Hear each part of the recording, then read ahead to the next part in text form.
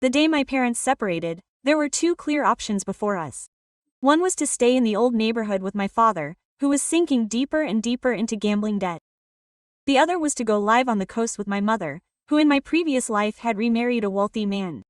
My sister Clara cried inconsolably and begged to go with Mom, but I packed up my things and decided to follow Dad. Years later, Dad gave up gambling and became a millionaire. He showered me with expensive gifts, designer clothes, and every whim I wanted. Clara, on the other hand, suffered years of psychological abuse from her stepfather and ended up locked up at home, consumed by depression, until one day she never woke up again. Now, reborn at that same critical moment, Clara took the cigarette from Dad's lips, hugged him tightly, and refused to let go. Jade, I feel sorry for Dad. You go with Mom. Quote, yes, I'll stay here and keep the good life for you, she said in a sweet voice. Dad stood still for a moment and then stroked Clara's hair with an expression of relief that I will never forget. I didn't open my mouth. I took the train ticket to the coast without looking back. What Clara didn't know was that in my past life Dad only stopped playing because I, with a brain tumor that was slowly killing me, worked until I spit blood to pay off each of his debts. My life was the price of his temporary redemption, this time reborn and without anyone knocking on the door at midnight. I just wanted peace and to sleep without being startled. I loaded my old backpack. Go at once. Go find your mother, the one who only thinks about money, Dad said, waving his hand as if shooing away a mosquito. Clara hid behind him and stuck out her tongue at me with the face of a naughty girl. She moved her lips without a sound. Quote, later, don't come asking me for money, little sister. I just smiled, didn't say anything in response. I turned and walked away in the cold rain. I shrugged. I didn't really care about where I was going. I just longed for a quiet corner where I could spend my last days without creditors or the smell of cheap cigarettes. A black Mercedes pulled up at the end of the alley. The window rolled down and my mother's flawless face, her makeup perfect, appeared. She looked me up and down, soaking wet, and wrinkled her nose in disgust. What happened to you? Get in quickly. Don't get the seats dirty.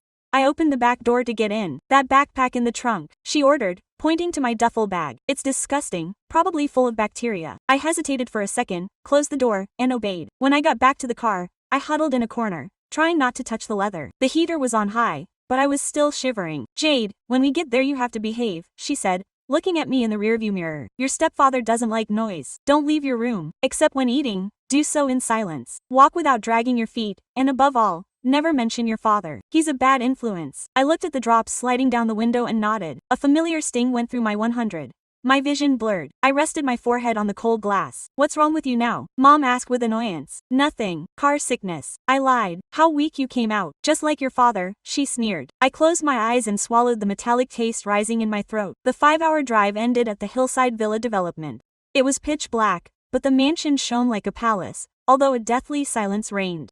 We're here, Mom announced, touching her lips and taking a deep breath to put on the mask of the perfect wife. Remember, you call him Mr. Henderson. I followed her with my backpack. In the living room, a man was sitting on the couch reading, a blanket draped over his legs. He looked up when he heard us. It was Robert Henderson, the same man who in my previous life slowly destroyed Clara until she gave up. You're soaked, he said in a flat voice. Robert, it's Jade, Mom introduced, pushing past me. Say hi, Jade. I bowed slightly. Good night. No, Mr. Henderson. He turned the page of his book as if I didn't exist. After a few seconds he mumbled something and looked at my dripping shoes. They just changed the carpet, he said with mild disgust and went back to his reading. The guest room is the first one on the left. Upstairs, it's already prepared, he added without looking up. Thank you, Mr. Henderson. Mom sighed in relief and led me upstairs. See? He's a good man, she whispered. Just don't bother him and you can stay.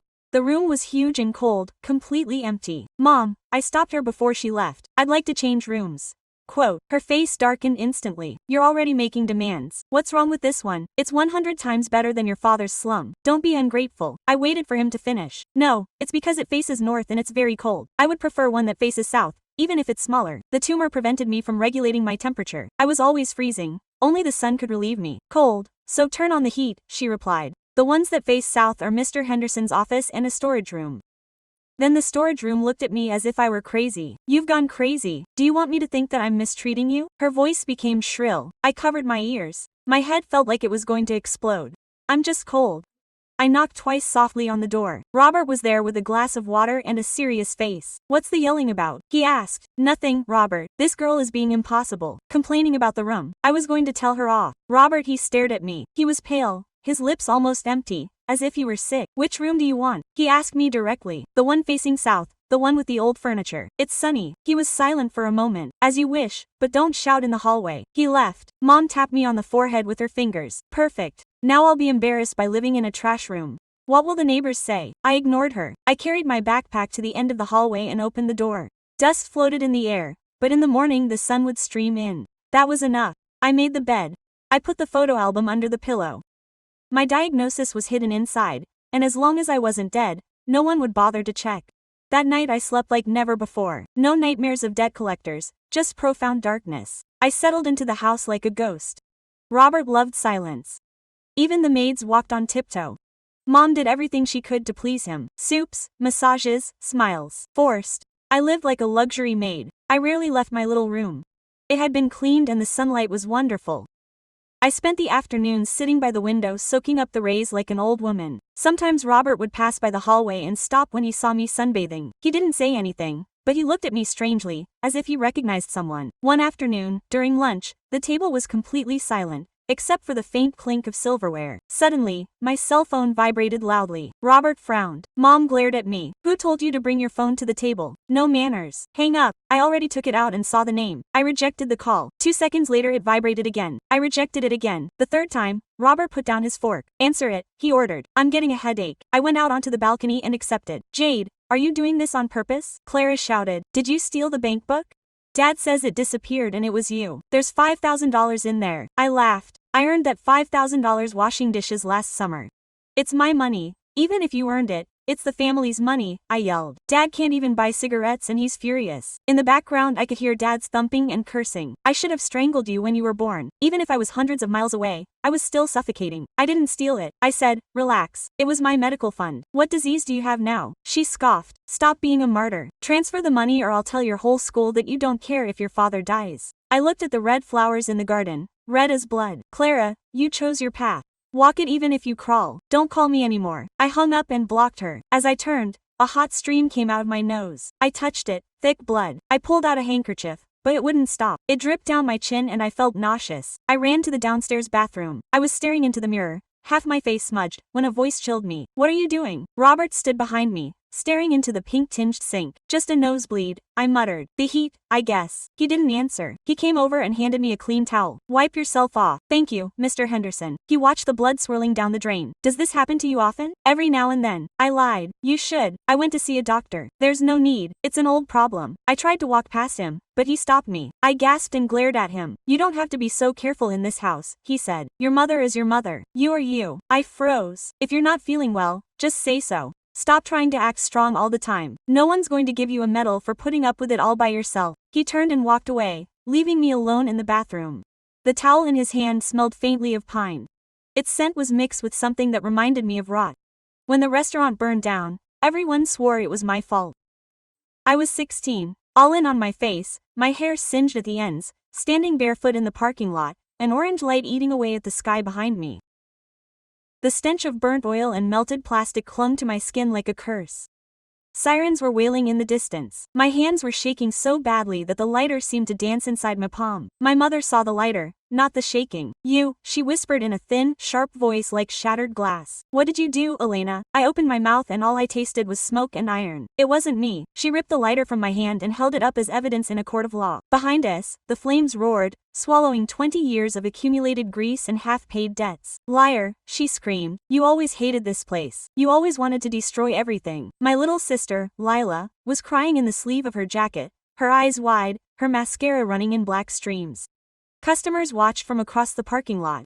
Mr. Gonzalez from the hardware store, Mrs. Parker, who was always complaining about the chips, strangers filming with their phones. My father was already lost in the chaos, talking to firefighters, police officers, and the insurance adjuster who showed up before dawn, as if he had been waiting months for this night. I stood there in the middle of the asphalt, my whole life burning behind me, and I realized something terrible. It didn't matter if I had lit the match or not. The story had already chosen its witch. The official version never mentioned a broken fryer, nor the electrical faults we had ignored for months. The report said the fire started in the dry goods warehouse. It spoke of accelerant and suspected arson, its words cold and distant. It didn't mention that my father kept a can of gasoline there for the lawnmower. It didn't mention his gambling debts. It didn't mention how that night he had stared at the ledger with a half-empty bottle of whiskey, muttering numbers like prayers. All anyone remembered was the girl outside with the lighter. My mother didn't lay a hand on me until we got home. Hours later, when the adrenaline had worn off and the pain hadn't fully set in, he slapped me once, twice, 3 times, his palm red and his lips trembling. "You destroyed us," he gasped. "You destroyed this family. Do you know what people are going to say? Do you know what you did to Lila?" I think it was the first time I truly understood that in his head there were only 2 things, family and Lila. Not even my father, just that shiny treasure where he had placed all his hopes.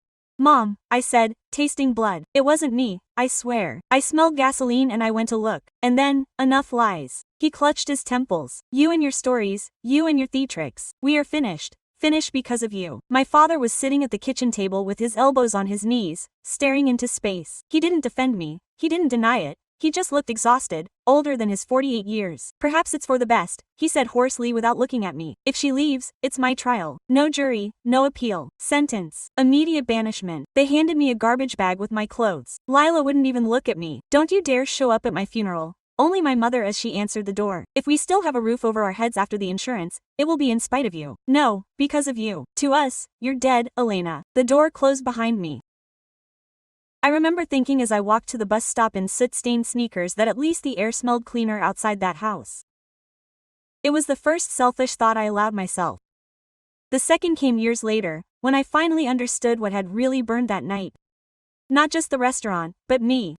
Now, 12 years later, I stood in front of the same vacant lot, squinting at the glass where Jin used to be. "Below, Henderson," my assistant Marco read, holding an umbrella over his head. "Mixed-use commercial, ground floor restaurant, co-working space. Upstairs.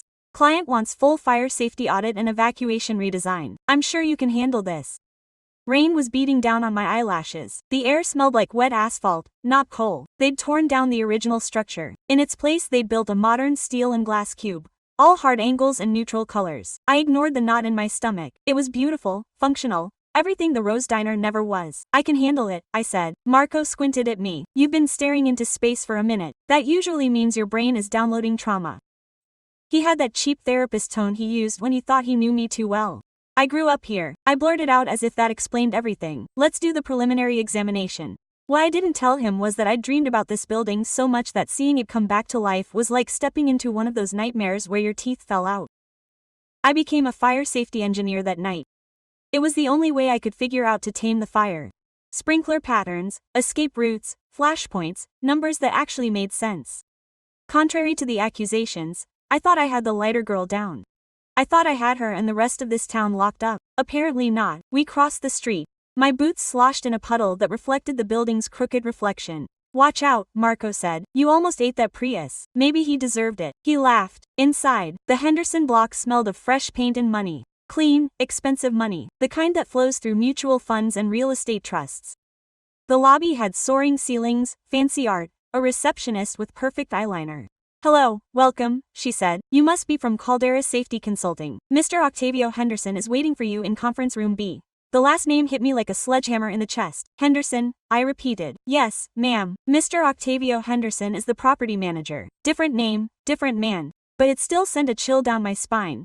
Henderson had been the name on every legal paper in the aftermath of the fire. The developer who ended up buying the charred land, the one who transformed my family's ruin into an opportunity zone. Sure, he had children, sure they inherited. I followed the receptionist down a glass-walled hallway, trying to keep my thoughts from racing. Rain pelted the windows. My reflection shimmered pale against the storm. The Bella room was occupied. When we entered, a man in his mid-30s was scrolling through a tablet next to the screen, dark hair, sharp features, a tailored suit that seemed to come with a confidentiality clause.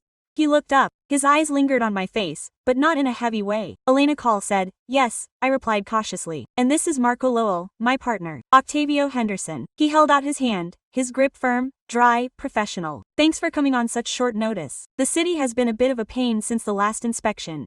3 blocked exits and an overloaded electrical panel tend to do that."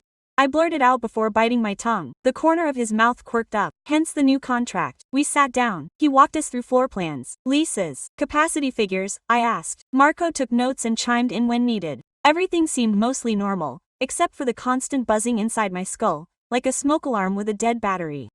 Every time Octavio mentioned the old structure, my head replayed your childhood. At one point he pointed out the window toward the street. The original restaurant was right there, my father told me. He said the fire was spectacular, spectacular. What a way to put it. Marco shot me a quick glance. He knew the headlines, but not the details. He'd always kept them locked away. Your father was already in the ownership by then, Marco asked. Octavio hesitated. Not yet. The insurance company took the land for a while after the claim, but my father bought it shortly after. Apparently it was a total disaster. He spoke as if he were reciting an old file. After all, he must have been a teenager then, a kid in another city eating cereal while our lives turned to ash. Anyway, he cut to another slide. We want to expand the restaurant's capacity. I need to make sure we're up to code before we start knocking down walls. We focused on technical details, occupancy calculations, and escape route widths. I got lost in the numbers because no one cared anymore who had lit the fuse. Only after we finished the inspection, when Marco went to move the car, did Octavio stop me by the elevator. I'm sorry, he mumbled. I didn't want to embarrass you in front of your partner. But are you related to the Colds, the owners of the Rose Diner? The atmosphere became tense. Yes, I answered slowly. I'm the eldest daughter. His eyebrows rose with a flash of recognition. So, you have your mother's eyes, only less inclined to burn me alive. I blinked in astonishment. Excuse me, she said quickly with a shrug. That was a bad joke. Erase it. I only remember it from old records. She threatened to burn this town to the ground if the insurance company didn't pay up. I gulped. That sounded exactly like her. How are you? She asked matter-of-factly. Is your family still around? Quote, there was the question I'd been avoiding for years. I don't know, I admitted. We hadn't spoken to each other in over 10 years. Octavio's face changed. It wasn't compassion, thank God, but something closer to empathy. My father hadn't spoken to his for 20 years without speaking to him until the old man died. Mark, you know? He said it lightly, but the words hit like lead. I could have cut him off right there, smiled politely, made up an excuse, and flown back to the city with my ghosts in tow. But something changed. The building vibrated around us. Rain pelted the glass, and for the first time since I'd set foot in this place again, curiosity burned stronger than resentment. Did your father ever say anything about the real cause of the fire? I asked quietly, out of protocol. Octavio watched me for a long second. Why do I have the feeling that you already know what the official report said? I know what the report said, I replied. I don't know what your father was thinking. He looked past me at the soggy street. When he spoke, his voice had lost its corporate veneer. He told me that the owners had been unlucky, he said. And that he had it even worse, because when he bought the land, the money had already been paid and the police had decided it wasn't worth removing. That doesn't answer anything, I replied. I know, he admitted and hesitated before adding. When he got sick, my mother made me clean out his office. There were boxes from his early businesses. I remember a folder with your family name on it. I didn't open it. I wish I had. Sick, past tense, dead. Something moved inside me, barely an inch. If you ever find her, I heard myself say, I'd like to see her. He nodded slowly. Look, there was no need for commitment. I heard the decision click into place in his head, like the missing piece of a puzzle. That was the first turning point. The moment when curiosity opened a door that hatred had bashed shut. 2 days later the phone rang. I found the box, he said without greeting me. If you have time tonight, I'll bring it to the hotel or we can meet wherever you want. In case you think I'm a psychopath. The hotel lobby sounds good to me, I replied, surprised by my own voice. At 7, I'll be right there. See you there. Quote, when he arrived, the rain had turned to fog. The hall smelled of old carpet and soft jalousie.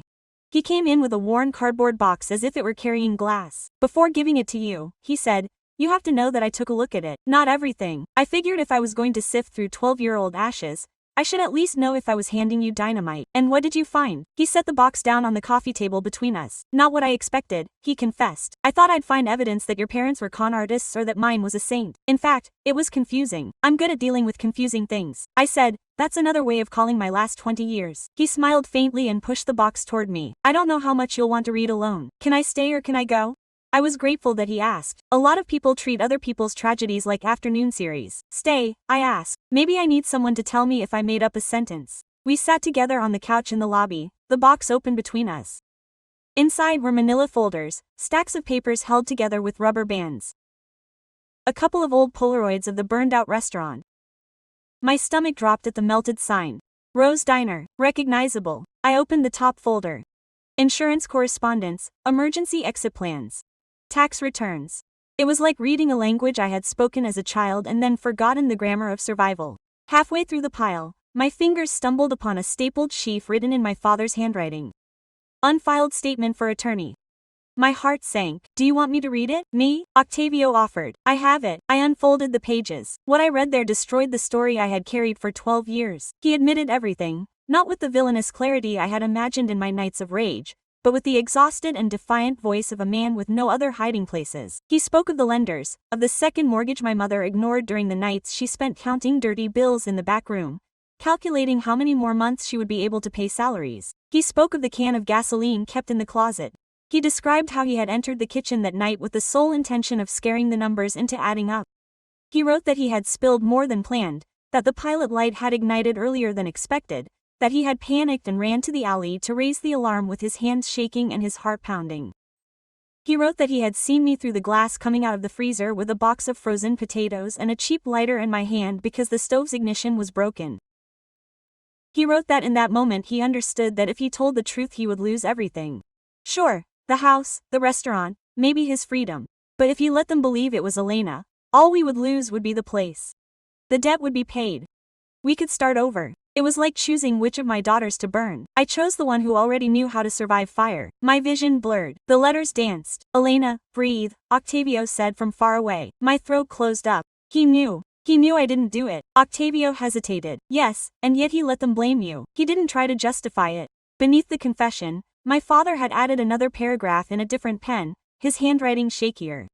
I know I should tell him. I know this is cowardice. I tell myself I will when we collect the insurance and are afloat, when I can offer him something other than guilt, but each day that passes makes it more impossible. Every time I look at his empty chair at dinner, I hear my own silence. If you read this, Elena, because I never did the right thing in life, I'm sorry, not like someone who apologizes for being caught, but like a burned man. I regret lighting the match. I don't expect you to forgive me. I just want you to know the truth, even if you never speak to me again. The page ended there with no signature, just ink and remorse. For a long moment, all that could be heard was the hum of the air conditioner. I always wondered why he didn't fight harder for me. I said at last, my voice breaking, because at least he didn't pretend to believe me, and it turns out he knew exactly what he was doing. He was cornered, Octavio murmured. But that doesn't excuse him. I laughed, a dry sound. No, it doesn't excuse him. The rage welled up hot and clean. Then it transformed into something stranger and more painful. Pity for a man who sacrificed me to the fire he himself started. The second twist hit like a hammer blow. My father had been an arsonist and a coward,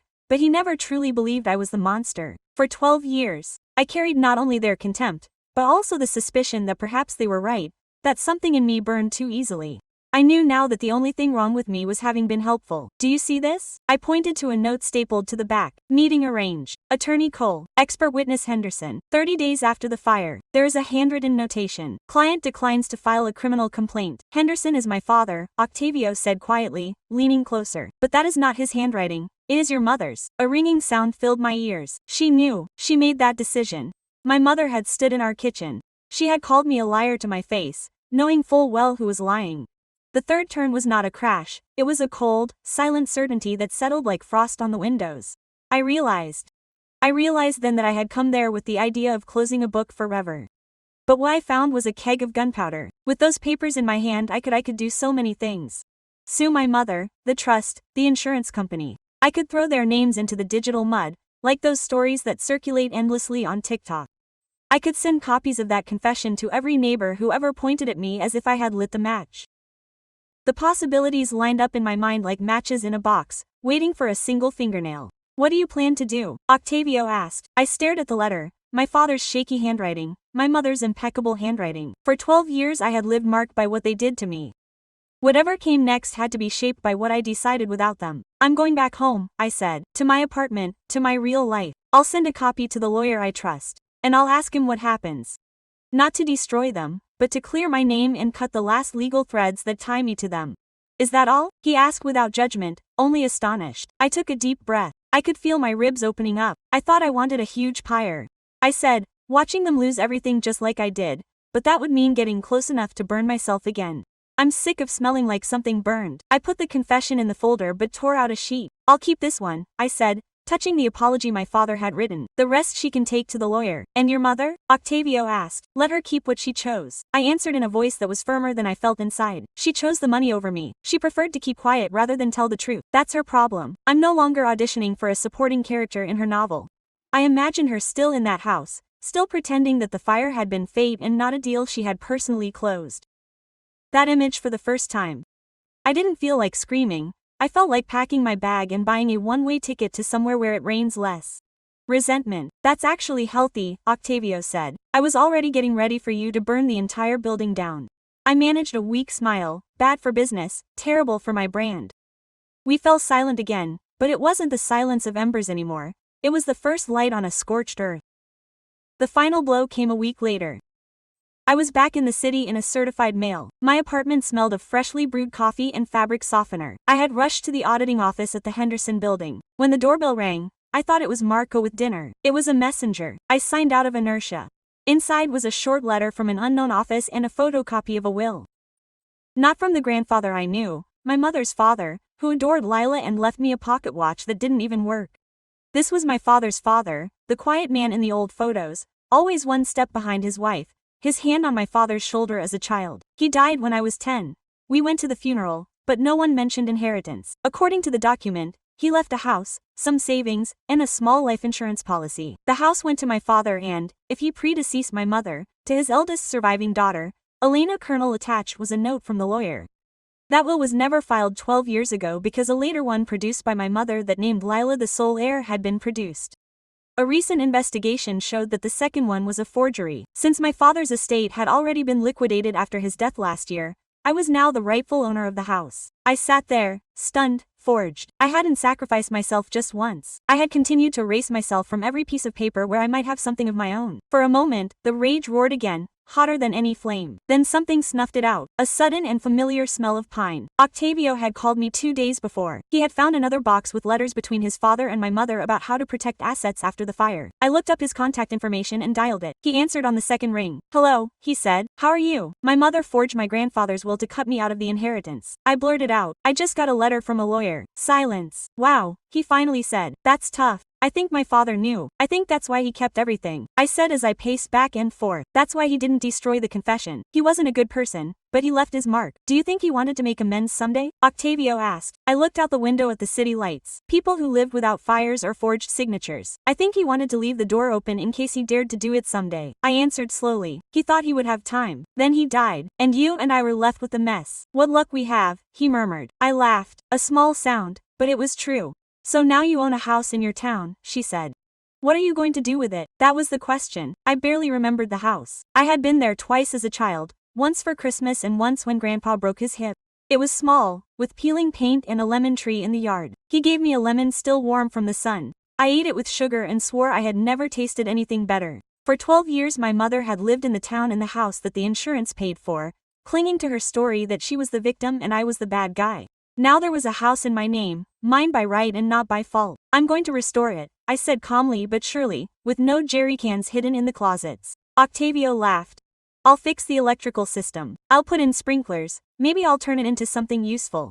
Temporary rentals for kids who need to escape burning houses. A quiet place, clean sheets, and a lock that only the person sleeping inside has the key to." "Are you serious?" he asked, and I knew he was smiling. "I can't change what happened to me, but I can make sure someone else lands softer when their world burns." He was silent for a second. When he spoke, his sound was lighter. "If you need help with permits, I know someone on the zoning board who owes me one.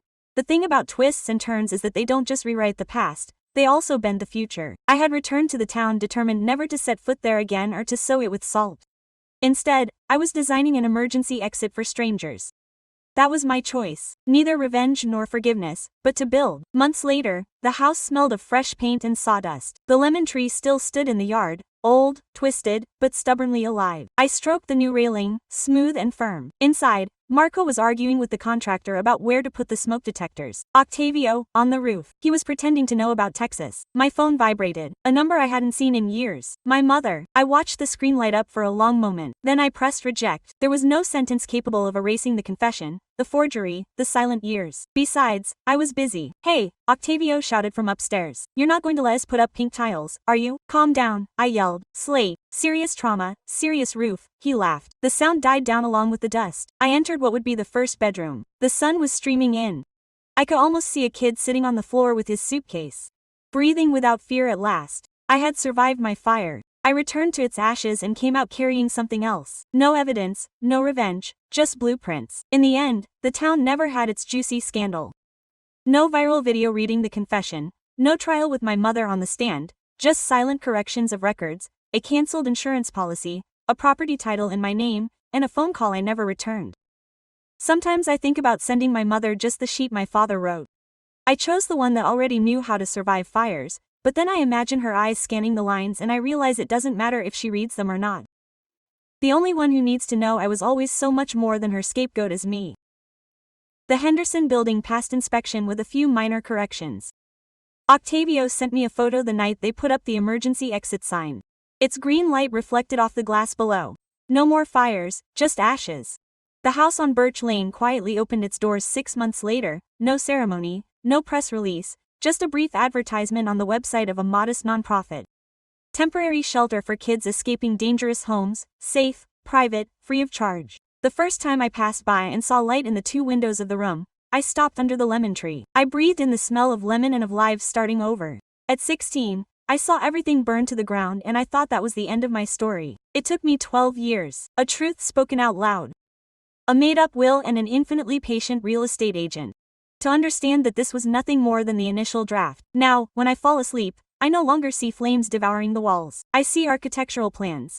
And somewhere, just beyond the horizon of those plans, there is a version of me that builds more doors than walls. Yeah,